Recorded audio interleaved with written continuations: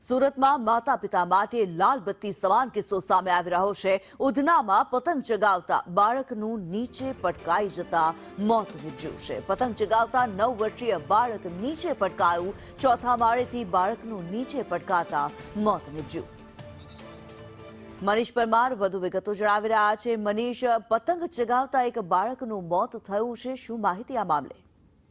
જી બિલકુલ, વાત કરીએ તો ઉત્તરાયણનો તહેવાર નજીક છે, પરંતુ કેટલાક પરિવારો માટે આ ઉત્તરાયણનો તહેવાર છે તે કાળરૂપી સાબિત થઈ રહ્યો છે। ઉધના વિસ્તારમાં આજે બાળક છે 9 વર્ષનું, તે પતંગ ચગાવી રહ્યું હતું, ત્યારે ચોથા માળેથી તેનું બેલેન્સ બગડતા તે નીચે પટકાયો હતો। સમગ્ર ઘટનાની અંદર આ બાળકને ગંભીર ઈજાઓ પહોંચી હતી। તાત્કાલિક અસરથી 108ના મારફતે આ બાળકને સુરતની નવી સિવિલ હોસ્પિટલમાં દાખલ કરવામાં આવ્યો હતો, પરંતુ વધુ ઈજા થવાના કારણે આ બાળકના પાણ પંખેડું ઉડી ગયા છે। એટલે તહેવારો નજીક આવી રહ્યા છે। ખાસ કરીને વાત કરીએ તો ઉત્તરાયણમાં અનેક જે તહેવારની અંદર જે લોકો ગવાતા હોય છે અને લોકોના મોત નિપજતા હોય છે, ત્યારે આ જે કહેવાય કે જે બાળક છે 9 વર્ષનું, તેનું મોત થતા પરિવારમાં જે કહેવાય કે શોકની લાગણી છવાઈ ગઈ છે, કારણ કે તહેવારની અંદર જ આ પ્રકારનો જે બનાવ બન્યો છે।